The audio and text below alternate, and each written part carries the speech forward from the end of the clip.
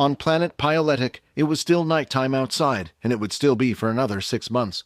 The two moons shone brightly on the shelter, showing signs of a great battle that at once had taken place. Inside the training center, in the dome-like building, a single boy was alone on his knees, tears running down his face. "Was that really Quinn?" Vorden asked. "What happened to him? He looked so—" "Ugly?" Rayton said. "Shut up!" the little one screamed. The little one then immediately left the chair inside the darkroom, leaving it open for Vorden to take control once again. As he left the chair, he went into dark space and sat down on the floor. He held his hands over his knees and started rocking backwards and forwards. "I did it again," he mumbled. "I heard another one." Now that Vorden was back in control, the tears had suddenly stopped. Vorden lifted himself off the ground and started walking forward. "You do know he will be like that for a while now," Rayton said. "I know, but we have more serious problems to worry about.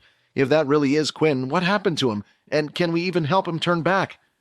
Vorden then stopped walking forward as he had reached the torn-apart body on the floor in the stands.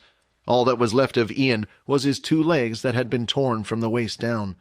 "Well, at least you aren't the one that has to kill him anymore," Rayton said. He then continued to walk forward, following the trail of blood.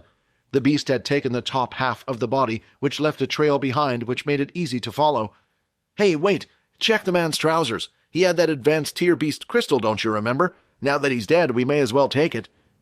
Although Vorden didn't like disrespecting the dead and didn't often agree with Rayton, in this case it made sense to not let such a precious thing go to waste. People's abilities only went so far. Apart from original abilities, the ones that were known to the public went up to 8. But even beyond level 8, there was a power difference between them all, and the simple reason for that was beast crystals. The equipment that could be made from different beast crystals could heavily sway the favor of the fight to one person. It was the whole reason why the Pure Group was such a threat to begin with, even though they chose not to use abilities. After searching Ian's trousers, though, there was no such luck, and no crystal was found. "Do you really think it's a good idea to follow that thing?" Rayton asked. "I need to see if that thing was really Quinn. You know, if I don't, the little one will punish us." Vorden then looked around and held out his hand, attracting one of the chairs from the stands, and held it in his hands. He held it in front of him like a shield as he walked forward. "Like that's really going to do anything? Did you see the same monster as I did?" Rayton complained. "Why does he put an idiot like you in charge?" The Bloodsucker continued to drag Ian's body across the floor, looking for somewhere safe to eat its meal. It turned and turned several corridors until it finally arrived at what looked like resting quarters. As it approached one of the rooms, there was a metal door in front, blocking it, and next to it was another access code machine. The beast looked at the door and kicked with all its strength, causing the door to go flying into the back of the room. The room was mostly empty, as it was only designed for temporary stay. The only thing that was in there was a single bed, a sink in the corner, and a desk. It then went to the back of the wall before sitting down. It continued to handle Ian's body like some type of rag doll, turning him around until he was in position. Then finally it opened its mouth wide, revealing 2 of its large fangs, and bit into Ian's neck. 35 of 100, 42 of 100. As the beast continued to suck Ian's blood, a notification screen appeared slowly, rising up until eventually the number had hit 100. 100 of 100. Sufficient blood has been consumed. Transformation will now end. Your mind is starting to stabilize. Just then, shooting pain once again started to enter Quinn's body, only this time it was starting to revert back to normal. His claw-like hands began to shrink down and go back to shape to what they once were.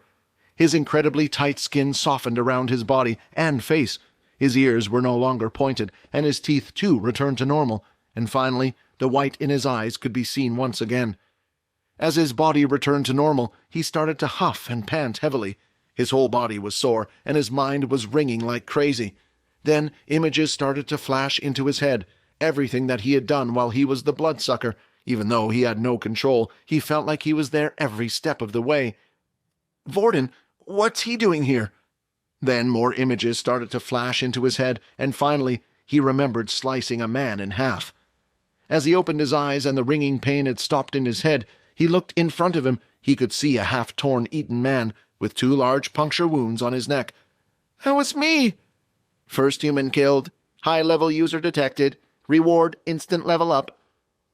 Although Quinn was still in shock that he had killed a human for the first time, he didn't have much time to think about it, as the system had hit him with multiple messages at once, and there were even more to come. "Congratulations, you are now level 10. Evolution process has begun." Evolution process? Just then, Quinn's heart started pounding harder than before. His veins all around his body started to show as the blood rushed through. Quinn could feel every little part of his body, but it wasn't a nice feeling. It felt like his blood was made of spikes as it went through and around his body. He could feel it tearing everything apart. Just then, a footstep was heard entering the room. Vorden had arrived. "Quinn?" The room looked like a prison cell brawl gone bad. Inside was the top half of Ian's body on the floor, blood still oozing from the bottom half, and his guts spilling out.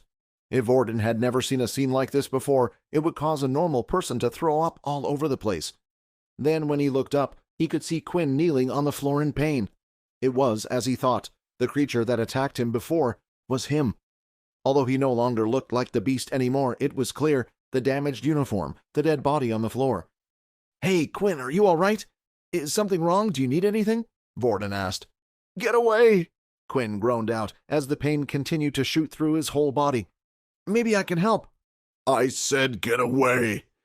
Quinn's voice sounded deep and dark as he lifted his head. Vorden could see his eyes were now glowing red. "Hey, Vorden, I think you better listen to the kid. He could be turning into that thing again," Rayton said. But it was too late. Vorden had taken one step too many and was now within striking distance. Quinn lashed out, flinging his arm at Vorden. However, he was able to lift his metal chair up in time, blocking the attack, but it didn't do too much. The metal chair was immediately ripped by Quinn's hands, and the attack managed to craze Vorden's chest, flinging him backwards. "Blood!" Quinn screamed. "Give me blood!" The smell coming off Vorden's chest was so sweet. "What did I tell you? That chair was useless," Rayton complained. "Quick, seal the door shut!" Vorden no longer hesitated, and using his abilities, he pulled the broken door back in place, and using all his powers, quickly sealed it up. Quinn was no longer chasing after Vorden, but instead knelt on the floor, crying in pain. Vorden stayed there with his hands held up, holding the door in place, fear that whatever was inside or whatever was happening to Quinn would come out again and attack him. The screams continued for a good 15 minutes, until they eventually died down and stopped. "Quinn?" Vorden called out softly, hoping not to startle him. "Is everything okay?" "Yeah," Quinn replied. "Just give me a few moments. I'll let you know when it's okay." The pain had finally stopped, and Quinn really did need a few minutes to get a hang of everything, for the system was revealing so much new information to him in one go. "Congratulations, evolution was successful. You are now a vampire. Level 10. Race, vampire. 0 of 100 EXP. HP 60 of 60. Strength, 15. Agility, 15. Stamina, 15. Charm, 5. Blood family bonus, 0. Just looking at his status screen alone, so much had changed. Quinn had yet to put his extra stat point, but it seemed like 2 more options were added to the stats screen. The first one being the charm stat, and the second being a blood family bonus. Although with no explanation, Quinn was clueless to what these 2 things did. But what he did understand was that he had gone from a halfling into a full-fledged vampire now. Quinn had expected this change might have happened as he continued to level up. He only hoped that it didn't happen so soon. For there was the worry, now that he was a vampire instead of a halfling, what happened when he stepped into the sun? However, there were even more messages to come from the system. Skill, blood ritual unlocked. 0 of 2 members. New skill, daze. This skill has no cost and can be used on the opponent to stun them between 0.2 seconds and 0.5 seconds at a time. Must have direct eye contact with the opponent. The skill has a chance of failing, depending on the strength of the enemy and on the user's charm points. The more the skill is used on an opponent, the higher chance they have of resisting. 2 new skills had been unlocked, although there was no description at all for the first one, which just left Quinn confused. However, now he knew there was some use for the charm stat. But the messages didn't stop there. Shop has been unlocked. New tutorials have been unlocked. System level 2 will now activate. Just then a screen had appeared in front of Quinn, and once again it was the handsome blonde man he had seen the last time, the man who had taught him the hammer strike and the flash step. "Congrats," the man said. "You have now officially joined the family. I thought maybe a simple human wouldn't be able to make it this far, but it looks like my little experiment was a success. Now that the system has been upgraded to level 2, I had a good friend of mine install an AI system with my voice. It's amazing, right? Now you'll never feel alone again, and if you ever have a question about the system, just ask." "What?" Quinn thought. "Why wasn't the system like this from the beginning?" Now you're probably thinking, why didn't I design it this way from the very beginning? The truth is, you needed to be able to get this far on your own. From your own mistakes along the way, they can only make you stronger. For some reason, Quinn felt the urge to punch the man if he ever met him in real life. Now, before I leave you, although the AI system will help you answer any questions you have about the system, it is not able to go beyond that, so here are my final recorded words. I'm sorry, but now that you are a vampire, others will come looking for you.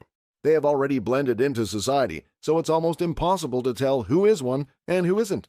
If you want to live a life of freedom as I did, then get stronger, create a force of your own, and fight back. Good luck, my friend." With that, the recorded message had ended, and the screen had disappeared. Quinn had many questions he wanted to ask the man, but he knew it was impossible. With the new system upgrade and the shop unlocked, he wanted to check out all the new things, but as he looked at the dead body in front of him, reality had hit him. "I'm really not human anymore, am I?" Quinn wanted to get stronger to protect himself and others from the abuse of those above, but now he had just killed a man. But for some reason, he didn't feel sad about it.